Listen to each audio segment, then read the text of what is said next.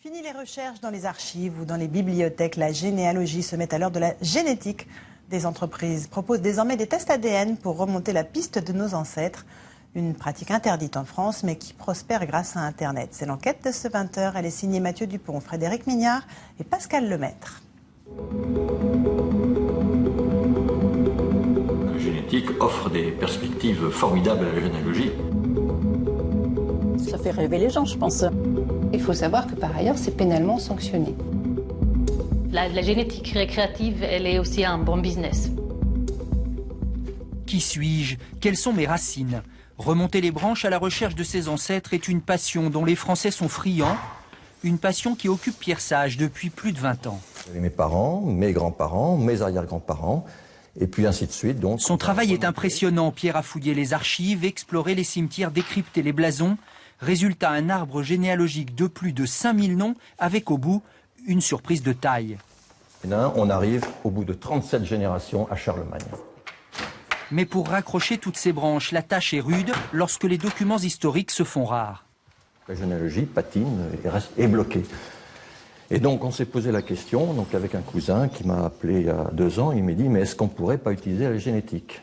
Et là je me suis dit pourquoi pas. Seul problème, la pratique est interdite en France depuis 1994, sans prescription médicale ou instruction judiciaire. Mais une fois de plus, Internet permet de contourner la législation. En un clic, les tests ADN y sont disponibles en libre service.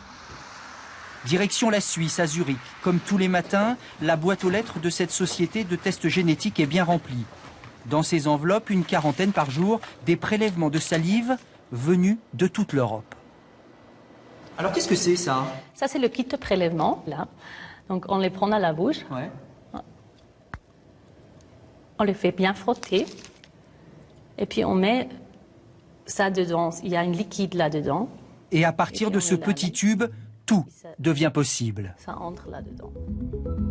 Pour 129 €, comparez votre ADN à ceux des personnages célèbres, Toutankhamon, Marie-Antoinette ou même Napoléon. L'offre est variée, alors surtout ne ratez pas la bonne affaire. Pour 99 €, découvrez aussi si vous possédez le gène du guerrier. C'est quoi le gène du guerrier? C'est quelque chose qu'on a trouvé, les scientifiques ont trouvé que si on a le gène guerrier, ça veut dire qu'on a la prédisposition de prendre plus de risques. C'est du marketing. Et parfois, les hommes, ils sont vraiment déçus s'ils n'ont pas de gène guerrier.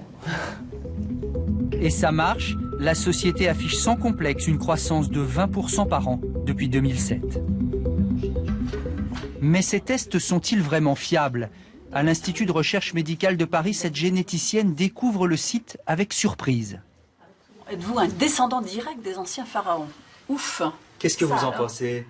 C'est incroyable. Ce ne sont pas des escroqueries, c'est-à-dire ils vont trop loin dans ce qu'ils vendent, c'est pas complètement faux et c'est pas complètement vrai. Voilà. Déterminer de quelle population on vient et viennent les ancêtres, ça on est capable parce qu'on a fait vraiment des études de génétique des populations. Et si vous êtes de la lignée de Napoléon, non? Non, ça non, vraiment pas. On vous dira peut-être que vous êtes corse, mais pas plus. Mais qu'importe les critiques, en Suisse, un nouveau test est déjà en préparation. Vous pourrez tester la compatibilité génétique avec votre partenaire. Fiabilité discutable, mais succès commercial garanti.